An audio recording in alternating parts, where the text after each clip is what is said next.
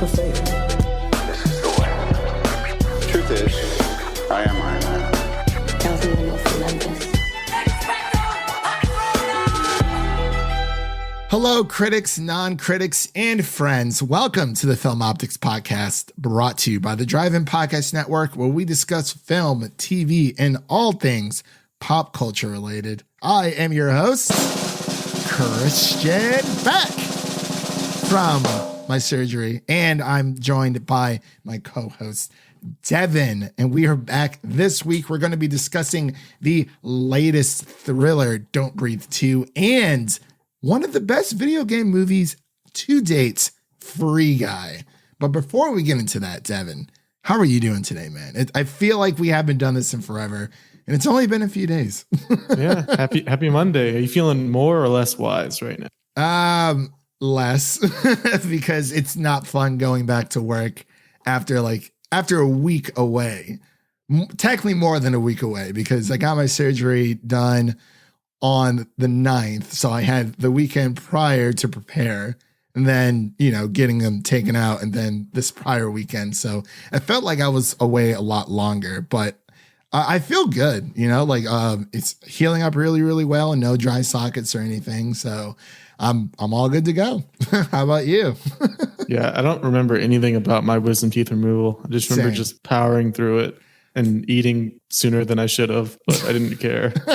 See, that's where I am right now, because I'm so in the middle. Like, I had my checkup today, and they're like, yeah, you can start eating more solid foods, but they don't really recommend eating the Doritos, the super crunchy stuff. But I think I'm still going to stick to my snack packs, my pudding here for a bit. I will say this past week has been nice grocery shopping, because I couldn't eat anything. Yeah. Been eating Jell-O, made a lot of Jell-O, snack packs, ice cream, mashed potatoes. Let's see, what else? Tomato soup, all that good stuff.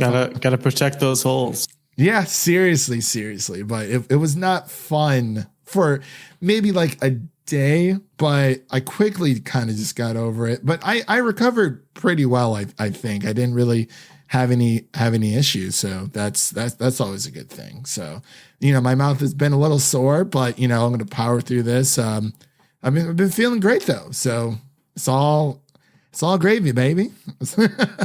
That's what they say. Yeah, that's what Snoop Dogg says, at least. But before we begin today's show, you can listen to our podcast on platforms around the internet. And if you're a new or seasoned listener to the show, we would love to hear from you guys on Twitter and Instagram, and follow us over on Film Optix. That is Optix with an X. And as I mentioned before, we have a double feature review for you guys here. We're going to be covering Free Guy first and foremost, and then we're going to end the show with our Don't Breathe 2 review. So, Devin, anything else you want to say before we jump into Free City? Here to here, it's a lot of fun. It is definitely a video game movie. Don't care what these strange people are saying. Yeah, but before we get into hold that thought really quick. Before we get into it, we'll be back right after this short break. Guy, there's no easy way to say this. This world, it's a video game. You're not real. We set my foot. And the guy responsible for this world was going to destroy it. You've met God? Yes, he's an absolute troll. Trolls exist. So I guess we'll just start off, non-spoilers, as we always do, and we'll get into a little bit spoilers later on, and you guys will know once you hear this beautiful little spoiler warning there. But Devin, lay it on me. Is this the best video game movie you've ever watched? Because it's directed by Shawn Levy. Writers is Matt Lieberman and Zach Penn, and cast, of course, Ryan Reynolds, Jodie and Taika Watiti. And the story is as follows. A bank teller discovers that he's actually an NPC, aka a non-playable character, inside of a brutal open world video game. So, Devin, give me your thoughts. I mean, this is the movie of the summer, right? I think so. It was so fun. It was. And I do think this is the best video game movie ever made. I think actually Ryan Reynolds has the top two. this and Detective Pikachu. Yeah. He's starting to build his resume of best video game movies. Yeah, and there's been a lot of discourse out there. I've seen some people say that they don't consider Free Guy a video game. They say more of, I mean, I can't really think of any tweets necessarily, but I've seen just a little bit of discourse. But just want to throw this out there that, you know, just because like this is a video game movie, or just because it's not, you know, based off of a proper IP like Sonic the Hedgehog or Pokemon, doesn't mean that it's not. So I know some people have kind of been going back and forth. It's almost as if I've been talking to a few of my friends, if people consider Avatar: The Last Airbender an anime or not, which I definitely fall into that camp. But you know, that is a conversation for another time. And then the two best examples I came up with were Pixels and Ready Player One. Yeah. Like, those aren't based on a singular video game, but they're definitely a video game movie. Yeah, exactly. They do take inspiration from other video games, and we see that. Heck, even Wreck-It Ralph. Yeah, like it's a made up game. It's exactly. still a video game movie. Exactly. Yeah, like it doesn't have to be, you know, based off of like The Last of Us or Spider-Man or Gears of War, Halo, etc., etc. But like it's a movie about a video game, so I think it's safe to say, you know, logic wise, it's a video game movie. Or like Hancock. Hancock is a, it's like that would be like saying Hancock's not a superhero movie because it's not based off a comic book. It is a superhero movie, but it's not a comic book movie because it is not based off. So it's like it's a weird yes and no, but more so like, yeah, Hancock's still a superhero movie. It's just not based off a comic book. So it's weird. It's all that strange stuff that people have been talking about, but we always love the discourse, no matter what it is. You know, nothing but love here. You know, we just love giving our can't really say hot takes, but our thoughts. You know, just shooting our shot and telling you guys what it is. But yeah, man, Free Guy has I did not know what to expect from this movie going in. I'm not going to lie. At first, I kind of was dragging going to see it, probably because I saw Don't Breathe 2 first, but I knew that there were, you know, good things that people were saying about Free Guy. And I was like, okay, you know, it's Ryan Reynolds. Like, how could you not watch a movie with Ryan Reynolds in it? And I thoroughly enjoy myself. You know, this is a movie that draws heavily. Like it is a Grand Theft Auto cross Fortnite, especially Fortnite, because it leads into that pop culture references later down on the line, which we'll get into. Oh, those references were so good.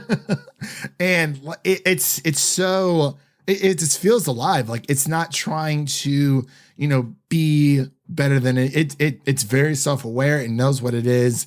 It's a movie where you can just kind of throw on and have a good time. One small little gripe, I do feel like it is a tad too long. But that's, you know, besides the point. That was just me. I felt like they could have wrapped up the ending a little bit more. But I mean, everyone in my theater, like my audience, loved it. How was your audience? Oh, yeah. There was a lively audience, and it was a packed theater. Thursday night, everyone was there laughing and having a good time. That's good, man. I'm not going to lie. When I first sat down at the very top right-hand corner of like our theater, there was like a couple there getting a little handsy and kind of like, wow. You know, getting a little I had affectionate. two Russian dudes sitting next to me talking The whole time. the movie. Not the whole time, but a fair amount. That has been driving me up the wall lately. Like anytime I hear someone having a side conversation, I'm like, you know, like it's weird, but like I don't know why, but it's now. It used to never bug me, but now it does. And I think because of what happened during my second watch of the Suicide Squad, like family was literally just talking up a storm as if they were just sitting at home or their living room. I was like, yo, you spent like $20+ a piece to go see this in IMAX. Please shut up. But I was nicer about it, of course. But yeah. This I just wanted to mention this cast is like amazing. Like I'm looking at the IMDb now. There are voice cameos that I didn't even realize. Really? From like A-listers. Multiple. Oh yeah, it really is. It like this is a special film just because it is one of those last summer blockbusters out there. This got pushed back a few times, I believe. This was originally a Fox property before Disney gobbled it up. And Disney definitely hooked them up. I'll say that before we get to spoilers. No, yes, absolutely. And I'm kind of glad this is only in theaters, but at the same time, I did have a lot of people ask me where they can watch this because, you know, we are hitting the milestone to the point where people are kind of conditioned to watch movies at home, and there's nothing wrong with that whatsoever. You know, I've said it before, like it's all about the consumer preference, really. I mean, like, I think maybe if they would have like released it on VOD, you know, still get those royalties for people watching at home and in theaters. But, you know, Disney decided to put it only in theaters, and I think it's doing pretty well. How's the box office? Do you know anything about that? I'm not really I don't really pay attention too much to the box office side, but I know it's doing well. The Disney is already mentioning a sequel. Oh, that's right. And honestly, I wouldn't mind a sequel because it was so interesting to see the NPC point of view. It's kind of like when you're younger, you don't know that like your teachers have like lives outside of school. It's like, where do they go after, you know, you go home? It's like, oh, do they have families themselves? Like some people are like, oh yeah, and you know, they just live in the lockers and, you know, come out once you know, school starts and they're just there. And it's like, hey, it's just like it was classic Ryan Reynolds the whole time. Just his quips and everything and just his humor. But then like I didn't even know who Jodie Comer was before this movie, but she killed her roles, I should say. Yeah, her role. Like she was amazing. I'm gonna have to watch. I'm looking at her IMDb. I guess Killing Eve is the thing she's most known for. She was also Rey's mom. Rey's mom in Rise of the Skywalker. Oh, you know what? Yeah. I knew she looked familiar to something, and I wasn't sure what it was. But the way she pulled off both these roles, one being like this kind of shy, like nerdy type American gamer, and then like this badass English action star, like in the same movie. It's insane. Yeah, that was pretty awesome. And speaking of just like the gaming references, which I absolutely loved, you know, like everything from, I mean, people can complain about like product placement and stuff, but like it was there. I mean, like it kind of had to be like she had like the HyperX headphones on that I know some people that they were a big sponsor. I'm actually myself. There you go, Devin. He's got the HyperX on. He's ready to please sponsor us. Seriously. You have the best headsets. See, there you go. You heard it here first on the Film Optix podcast. You know, we don't even talk about video games anymore, and we're still talking about video games. It's great stuff. Great stuff. Well, yeah, I love, you know, everything from Twitch, and like they had Twitch, you know, and YouTube influencers. I will say that those parts were definitely cringy for me, at least. Well, especially one of them. Yeah, one very specific one that most people seem to hate. I don't. I didn't recognize a couple of them, but I knew like the three main ones. Yeah, when I saw the face, I'm like, oh yeah. But like I guess when it came to this, like it would be, you know, it's Free City. It made sense for them to have those parts, but there were just too many. Like, they just kept going back to it. Like, why are they getting so much screen time? It's like, okay, we get it, you know, like they're streamers, they play games, ha ha ha. But it's really funny because it's like it's the entire concept, you know, like, oh, the life of an NPC, you know, with Guy, you know, he works at the bank, he does all this just generic stuff. He has a best friend and buddy, Guy and buddy. And it's such a simple concept, and the fact that like you kind of see a little bit of like the toxicity of like the gaming industry, especially with Taika Waititi's character, because it's almost as if this movie was made by gamers. It was like, oh, you know, like game devs and everyone, they probably just sit around and do X, Y, Z, this, and this all day. Like some of it might be true. Make empty promises. Yeah. About DLCs being backwards compatible, and they're not. I ate it up because, you know, we're both gamers, and it's like it's just so true. We watch E3 every year. We watch the Game Awards, et cetera, you know, all of these Nintendo Directs and PlayStation events and Xbox and all this jazz. And it's like, this has been our lives for like ever. And it's so fun to just see that on screen and just be super self-aware, have a lot of fun, and just go balls to the walls. I mean, like Free City, it was Fortnite and GTA all mixed in together. Like just so it bled that so much. And even though we don't really play Fortnite all that much, like you can just see it there. And it's just so wacky. And I didn't know how this movie was going to do. And I was like, I ended up enjoying it like a lot. Yeah. It was great stuff. But I know we've been gushing over the movie here for a bit. Devin, are you ready to get into spoilers?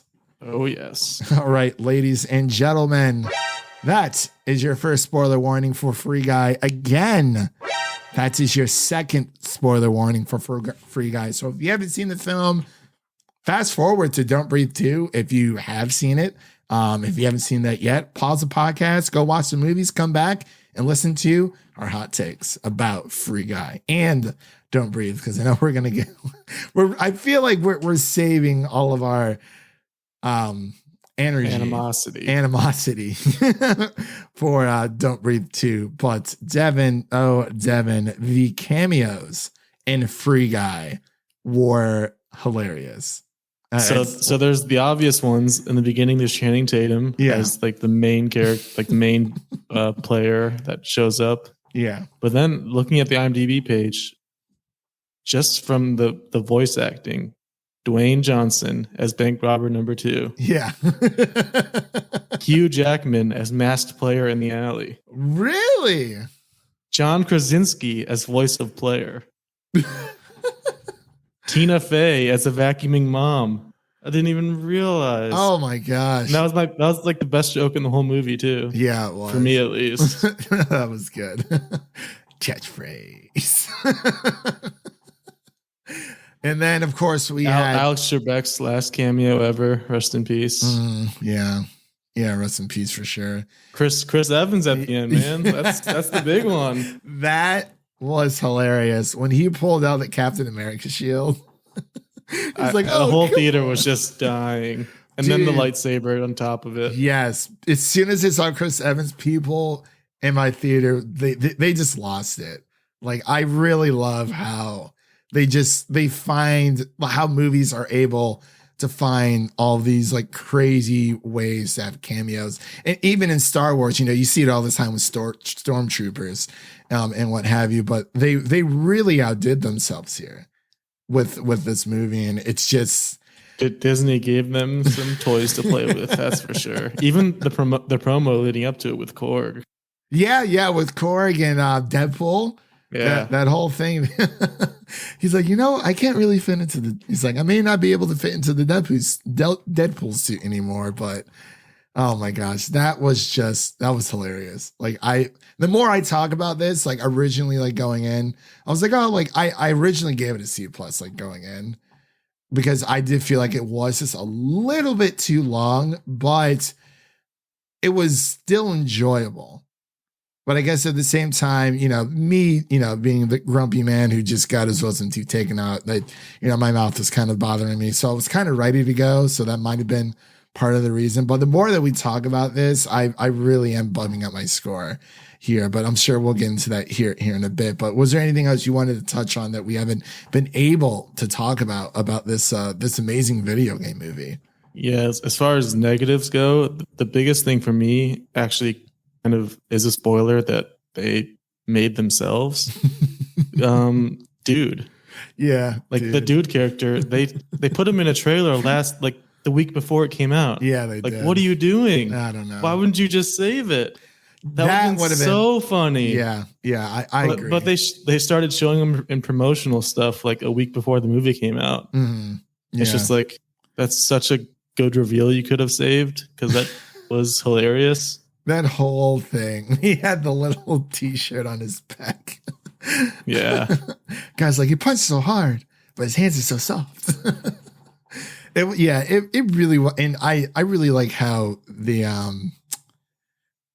I guess making Guy a self-aware AI of how, it was kind of, I mean, it is a video game movie, but like, it was also like, that love letter that, Scoops Ahoy Steve, like kind of concocted together, which I thought was really, really nice. Like, and you see that all the time in video games when it comes to like honoring someone's memory, or just, adding a character that like reminds them of like their wife or like their kids or their dog.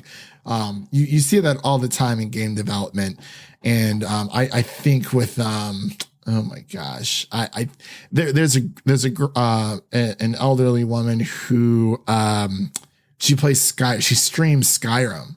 I think she's like in her 70s or 80s, but, she has like her own like Twitch, channel and things like that. And I believe what Bethesda, I think they either like flew her out to kind of like to Maine to see, Bethesda Studios. And I think from what I read last time, from what I remember, they were going to make like a video game character after her because, with her being her age, she doesn't know if she'll be, around when the next Elder Scrolls game comes out.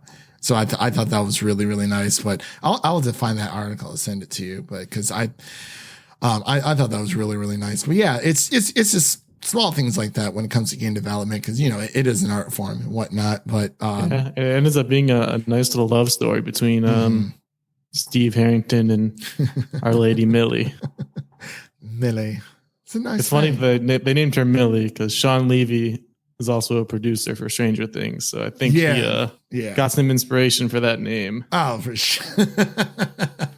Yeah, absolutely. But yeah, it was man, Shawn Levy. He directed the crap out of this film. Like it was just a fantastic ride. Like just all together. Absolutely loved it. If you're unsure about going to the theater, I totally understand. Some people just don't feel safe or uncomfortable, especially with the Delta variant kind of out there. We're kind of still waiting to see what happens with that. But, theaters are opening up for movies like this. And I think you can take the whole family to go see this, regardless of, like there is a little bit of like raunchy behavior here and there, but like, it's just a great time.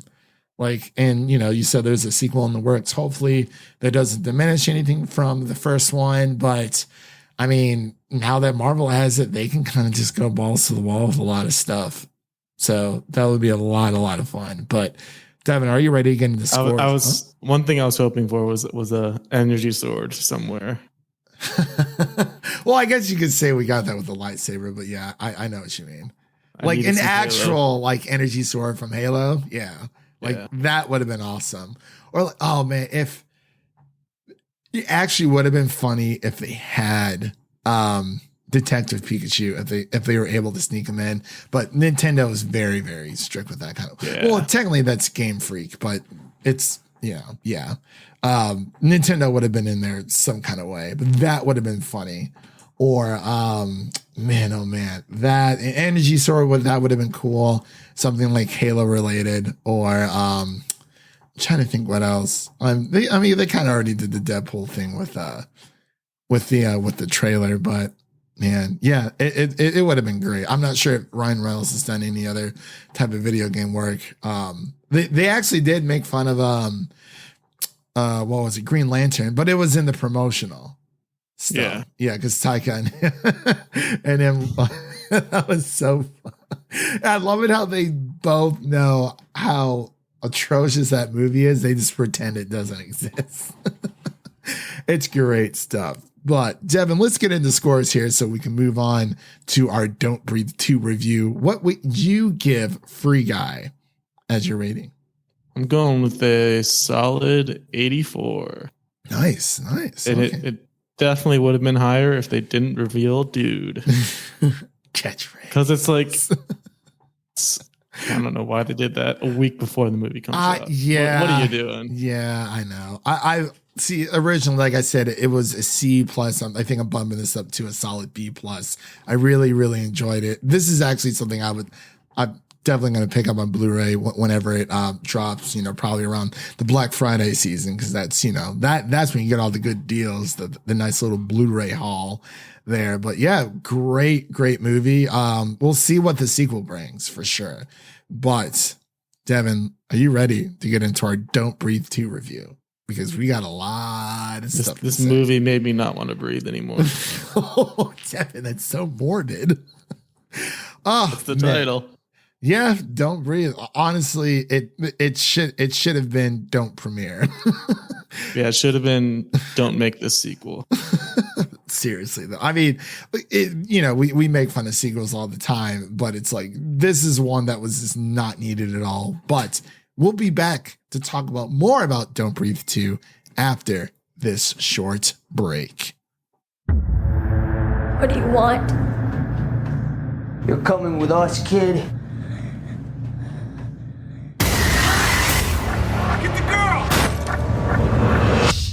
It's not me you need to be scared of, little girl, but the man standing next to you.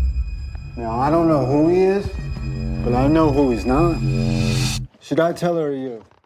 And we are back with our second review of the show, Don't Breathe 2, directed by Rodo Sayagues. Oh, man. Writers Fede Alvarez and Rodo as well. And the cast is as follows: Stephen Lang, Madelyn Grace, and Brendan Sexton III. And the story is as follows. The sequel is set in the years of following the initial deadly home invasion, where Norman Nordstrom, Stephen Lang's character, didn't know. Why does he have a name? Why is it Norman Nordstrom?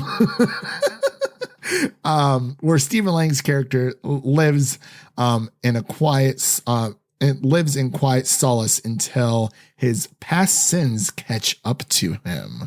So, wow, this movie, we'll definitely get into it. But yeah, did not know that Stephen Lang's character was called Norman Nordstrom.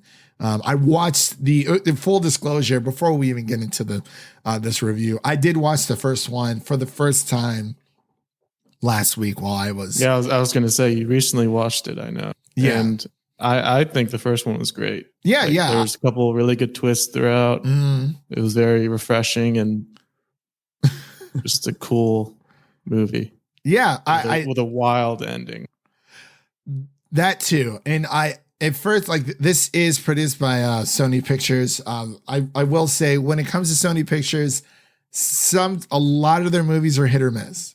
Sometimes you get something really, really good, like Greta Gerwig's Little Women, and sometimes we get something like really, really questionable, like Men in Black International, or this.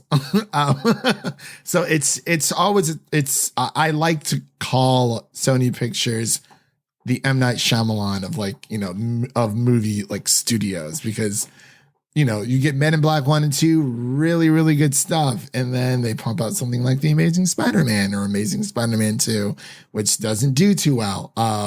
Not too crazy about Venom myself, as that goes on, but yeah, it's a coin flip with Sony Pictures, and unfortunately this time around, they definitely dropped the ball with Don't Breathe 2. I saw somewhere through a magazine, they pull quoted this. It was for Filmmaker Magazine, the sequel to the best horror film in 20 years. Filmmaker Magazine, Devin. 20 years. Filmmaker Magazine. Well, they're saying the first one was the best in 20, which I don't agree with, but it was good. Well, no. Yeah, regardless, I don't feel like the first one was, like you said, I liked it. I gave it, I think, like 3.5, 4 stars on Letterboxd, but I don't think it's the best scene. Well, no, I cannot believe that's just not me. That's just not me at all. But let's actually talk about the positives before we get into the negatives, because I know we have a lot of feelings about this one, because I told you this before, I believe there is a huge plot hole, and we'll get into that once we get into the spoilers. But just give me your overall thoughts about the film. You know, if you have something nice to say about it, please do, because I feel like it's gonna be a short list, but for sure. I guess the positives I can try to scrounge up here. The girl, I liked her. Yeah, character. Madelyn Grace. Yeah, And I thought she did a pretty good job. There were some good doggos as well. It's always a good doggos, time. Of course, the doggos. Like, they always help a movie like this. Other than that, there is no one to root for. I agree. Are the only ones we can even begin to root for. Yeah, I feel like my positive list or my pros list kind of echoes yours with Madelyn Grace. I think she did a really great job. And I will say that Norman, you know, him being the blind man between the first both of these, he does do a good job. Yeah, nothing against him. He's a good actor. Nothing against him whatsoever. It's literally the direction of the film. The writing was wow. And some of the, like, I feel like they tried to make this like whole shock factor type thing. And I believe Fede Alvarez, one of the writers, this is a quote from discussingfilm.net. He says, the more fucked up the characters are, the more interesting it is to follow them.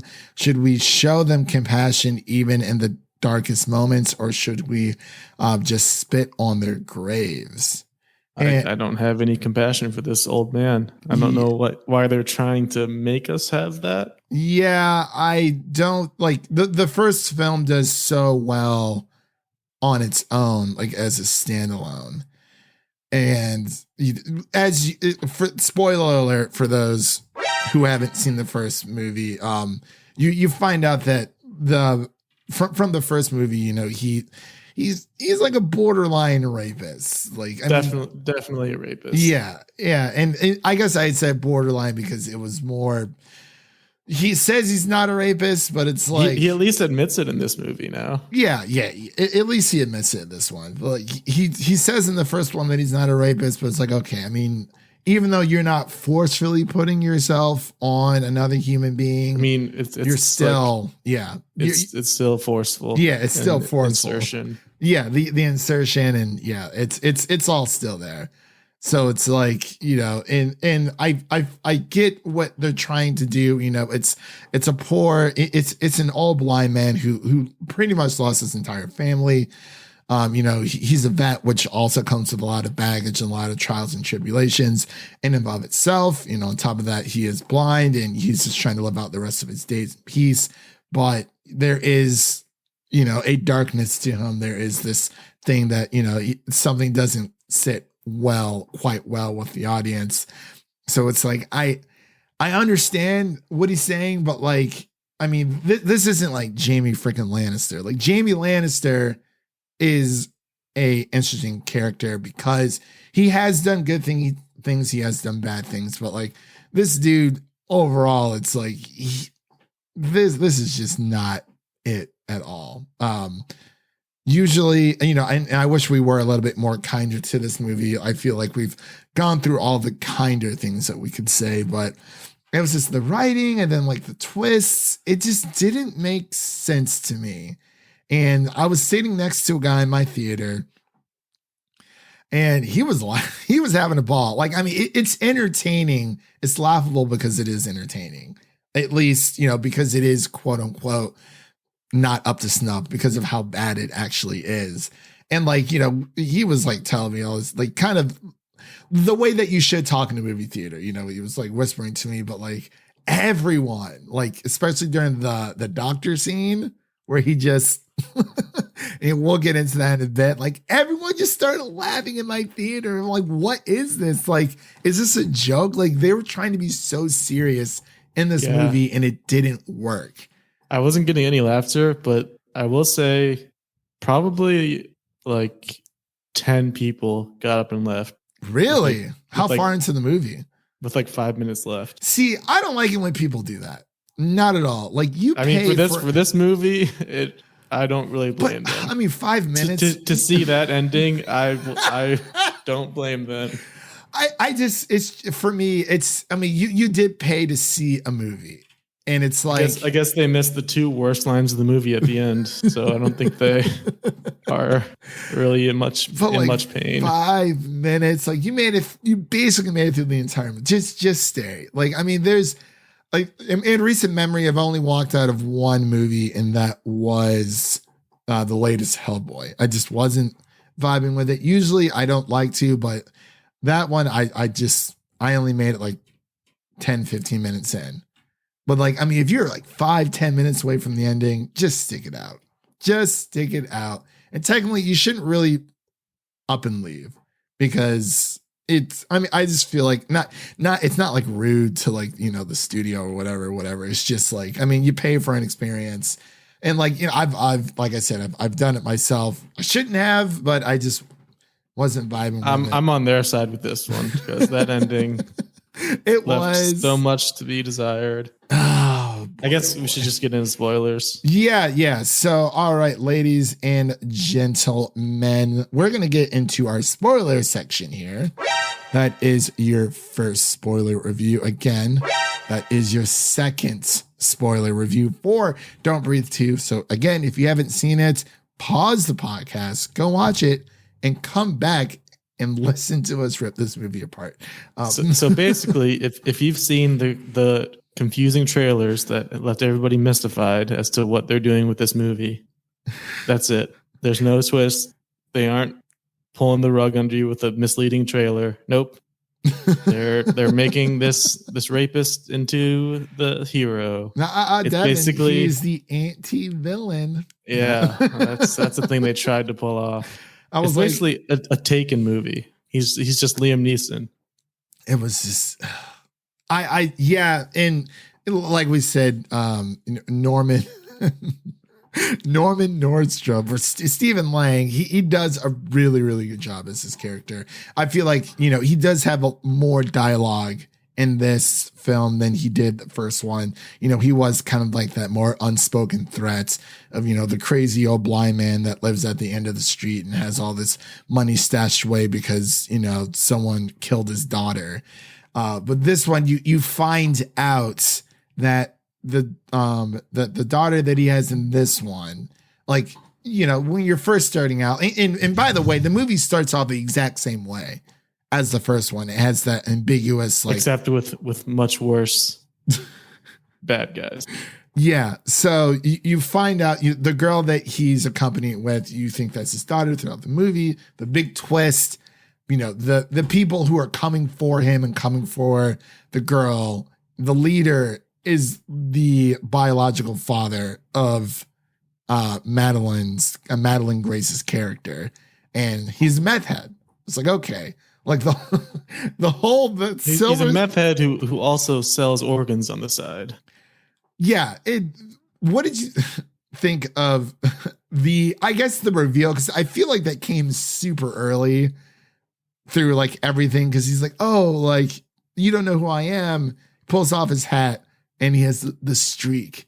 Yeah, the streak. Like, oh, you have the same streak as me. I'm like, I don't think gray hair is genetic, really, that much. I don't know. He's just old. Like, yeah.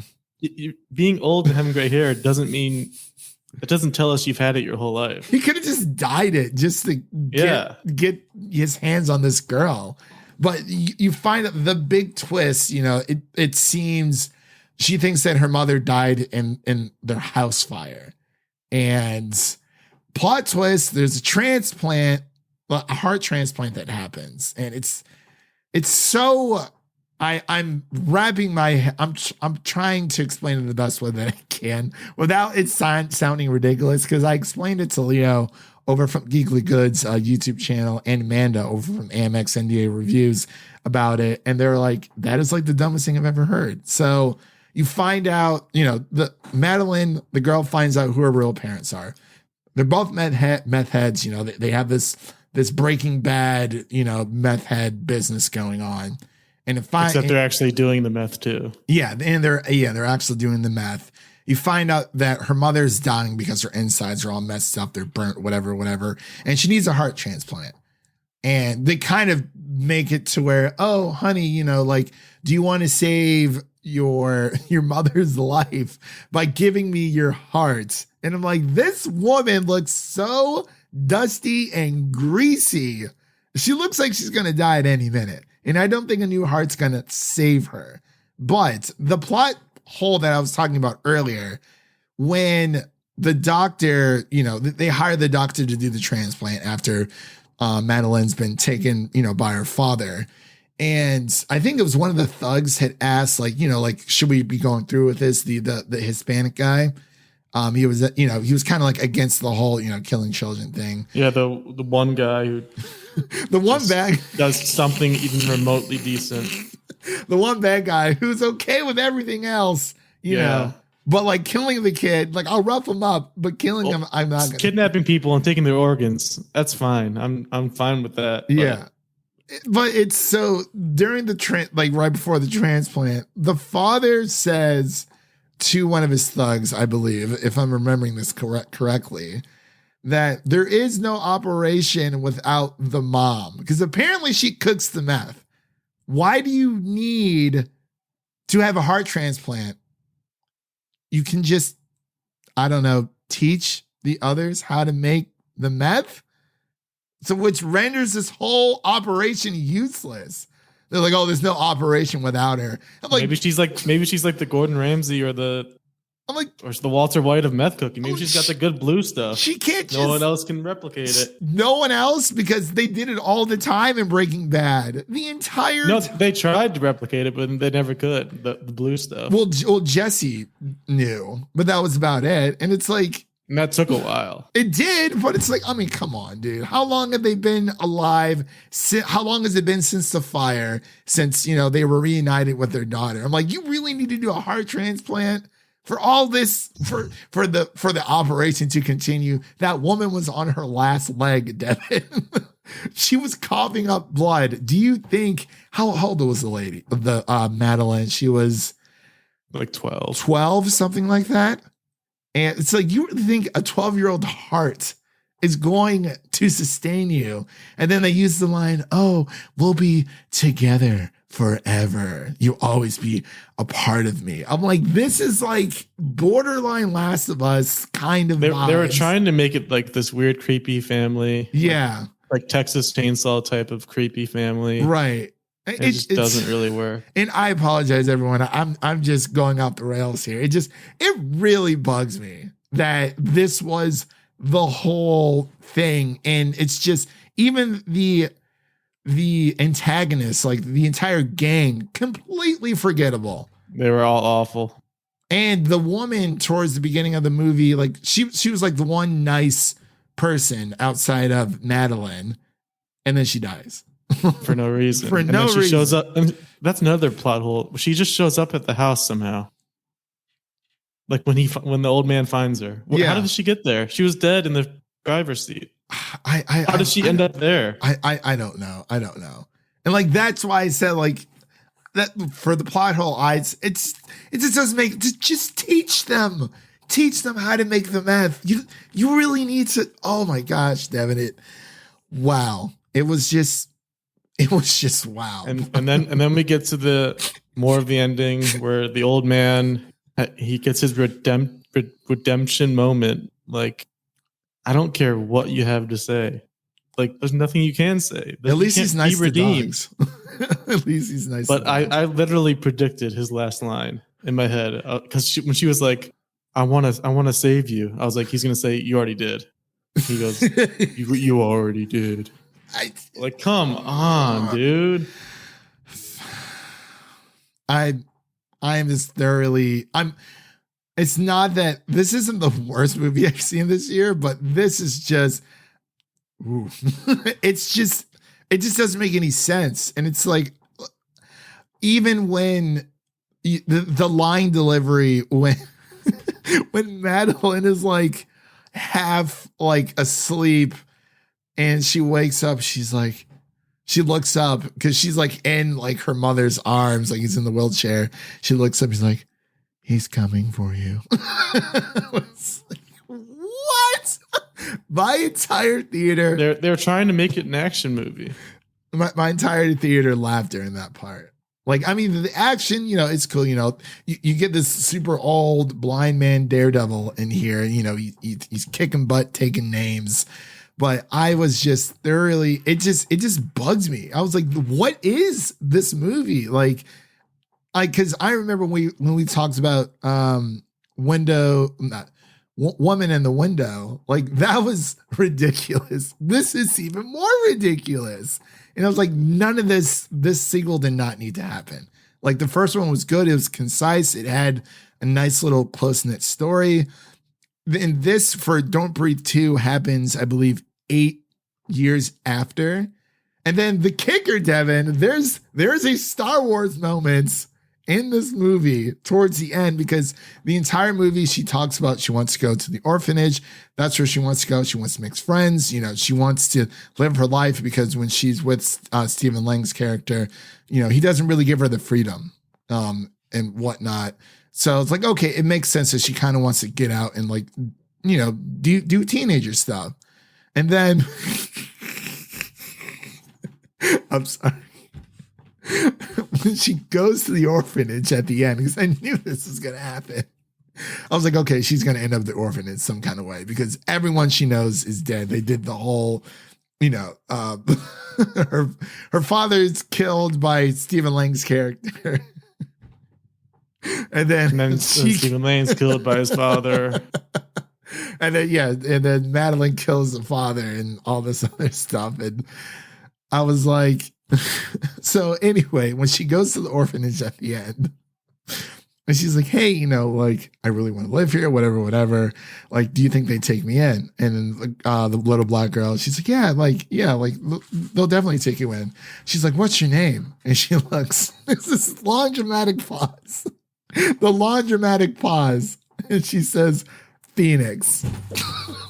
I hated it so much. I was like, she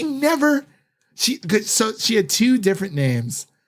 You know, the alias name that Norman, Stephen Lang's character, gave her, and then her actual name. I forgot what her actual name was. And her alias name. She never mentioned Phoenix throughout the entire movie.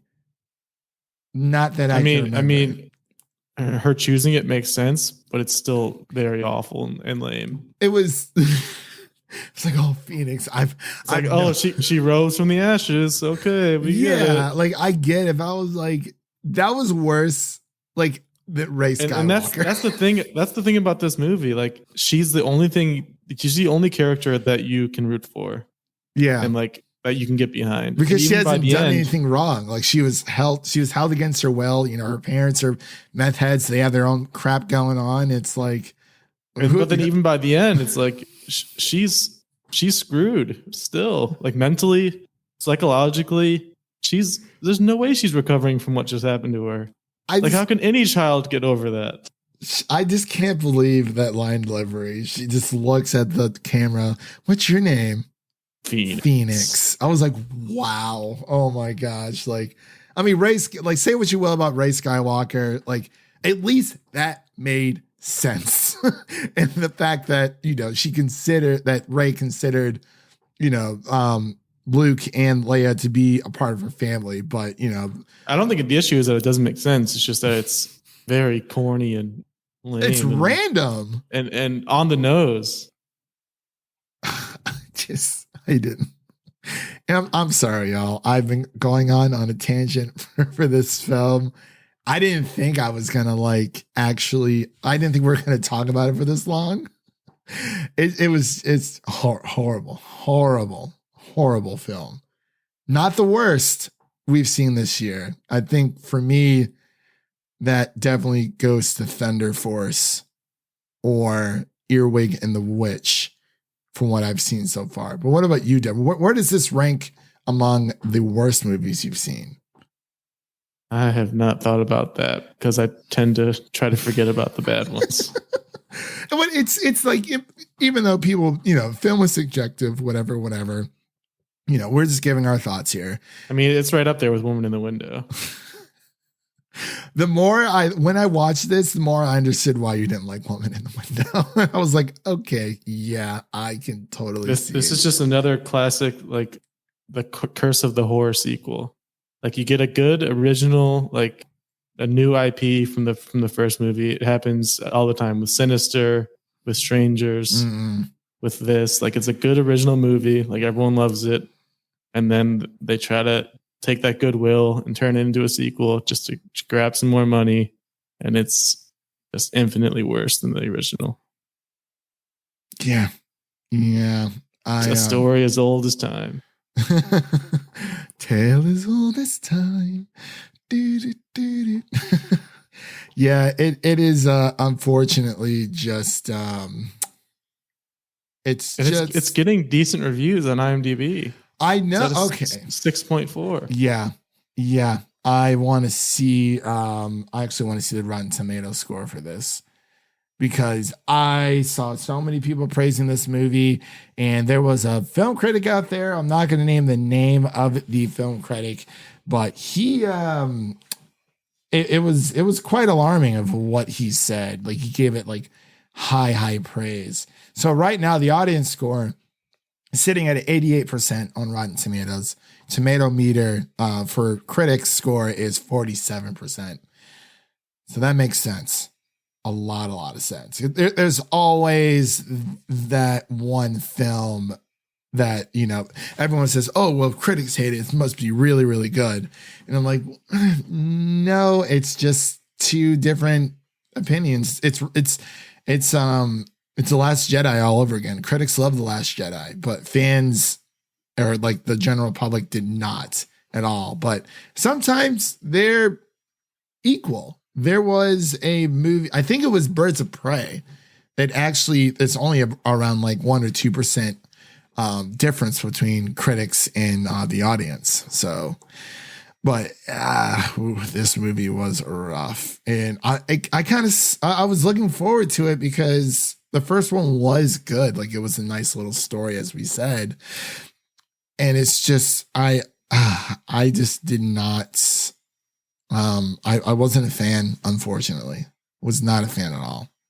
Yeah, let's get into these very low scores. All right, Devin, what would you give Don't Breathe to? I don't know, like a 38. All right, so let's see. What did I put it on Letterboxd?